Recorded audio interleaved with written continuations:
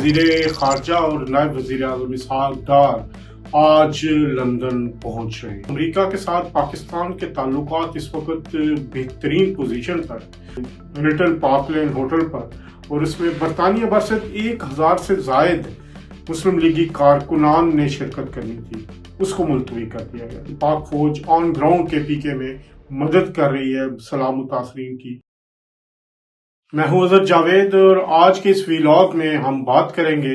आलमी सतह पर पाकिस्तान की जो डिप्लोमेसी हुई है उसके तनाज़ुर में अब क्या सूरत हाल है। इस सिलसिले में सबसे अहम खबर ये है कि वज़ीर ख़ारजा और नायब वज़ीर आज़म इसहाक़ डार आज लंदन पहुंच रहे हैं और ये उनका 3 रोज़ा दौरा बरतानिया होगा और ये पाकिस्तान की इंटरनेशनल डिप्लोमेसी के हवाले से एक जो कोशिश है, क्योंकि हमने देखा कि अमेरिका के साथ पाकिस्तान के ताल्लुकात इस वक्त बेहतरीन पोजीशन पर। फील्ड मार्शल सईद आसिम मुनीर के डोनाल्ड ट्रंप से मुलाकात के बाद उन्होंने दोबारा एक बार फिर सेंटकॉम में जो अमेरिकी अफवाज की कमान की क़यादत है उसकी तब्दीली की जो तकरीब थी उसमें शिरकत की। और उसके बाद हम देखते हैं कि जो फॉरेन सेक्रेटरी है अमेरिका के मार्को रूबियो, उनकी भी वज़ीर ख़ारजा नायब वज़ीर आज़म इसहाक़ डार से मुलाकात भी होती है और फ़ोन पे भी बात होती है। तो इस वक्त जो इंटरनेशनल पर्सपेक्टिव है और ख़ास तौर पर अभी हमने देखा कि मुलाकात हुई अमेरिकी सदर डोनाल्ड ट्रंप और रूसी सदर पुतिन के दरमियान, और ये बड़ी इस लिहाज से अहम करार दी जा रही है कि जो दुनिया भर में एक कशीदगी चल रही है और ख़ास तौर पर यूक्रेन की वॉर है उस के हवाले से, सीज फायर के हवाले से तबादला ख्याल हुआ है। और यूरोप में जो बरतानिया है वो इस वक्त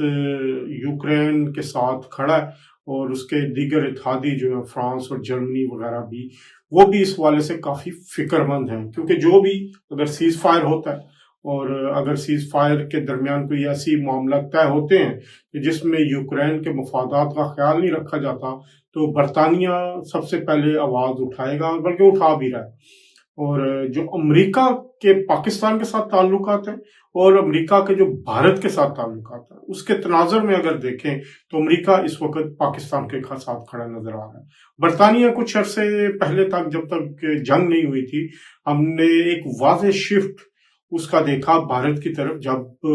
उन्होंने एक बड़ी ट्रेड डील साइन की भारत के साथ और नरेंद्र मोदी जो भारतीय वज़ीर आज़म है वो भी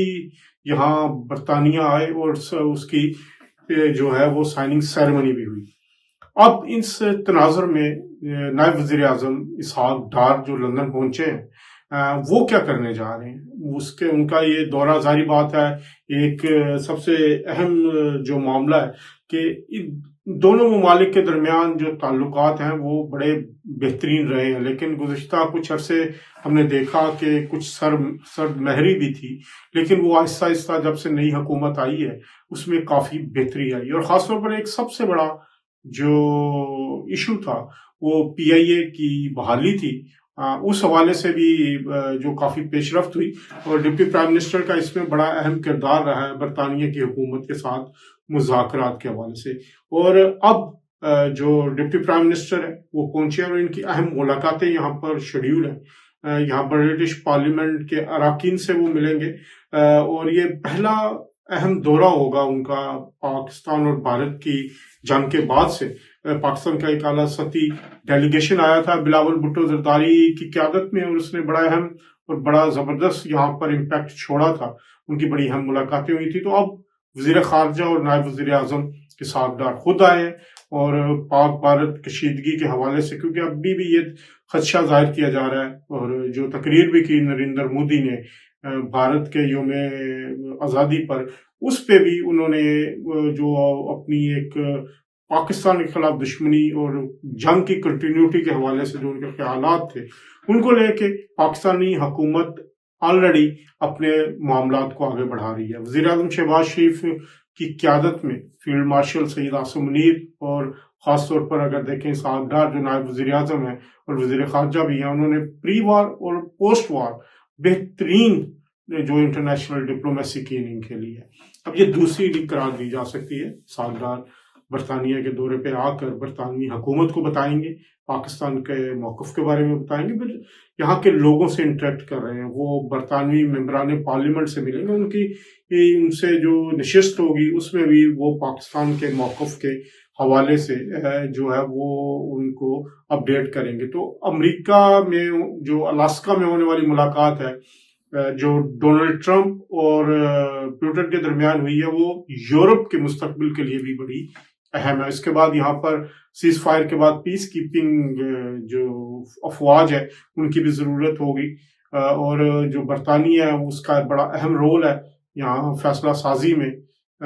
برطانیہ کے جو یوکرین کے معاملات ہیں، کیونکہ انہوں نے بہت فنڈنگ بھی کی ہے، یوکرین کو بہت زیادہ حد تک انوالو رہے ہیں۔ تو اب دیکھتے ہیں کہ اسحاق ڈار صاحب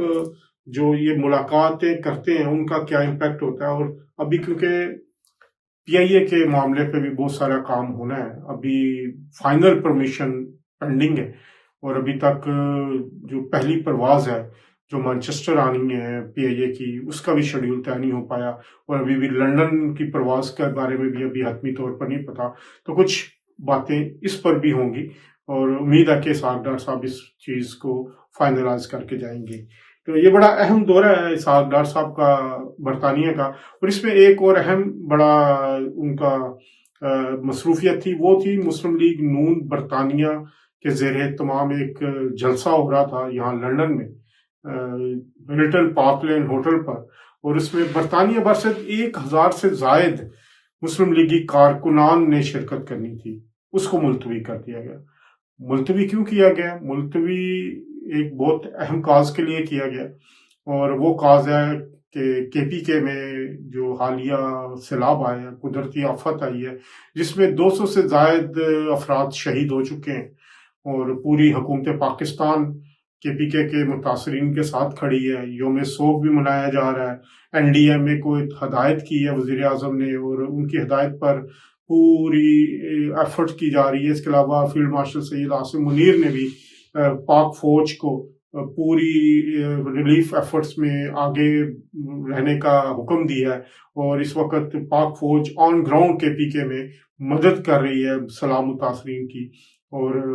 army chief field marshal Syed Asim Munir نے اپنی تنخواہ کے علاوہ راشن دینے کا بھی اعلان کیا ہے۔ تو یہ ایک بڑی پاکستان کے لیے مشکل کی گھڑی ہے، مصیبت کی گھڑی ہے۔ تو اسی کو مد نظر رکھتے ہوئے جو لندن میں برطانیہ مسلم لیگ نون کا جلسہ تھا، جو اتوار کے روز 17 اگست کو ہونا تھا، اس کو ملتوی کر دیا گیا۔ حسن ڈار برطانیہ مسلم لیگ نون کے صدر ہیں، انہوں نے اس جلسے کے وہ مرکزی میزبان تھے۔ اس کے حوالے سے تقریباً 1 مہینے سے تیاریاں جاری تھی، اور جو میرے سورسز کہتے ہیں کہ اس جلسے کی جو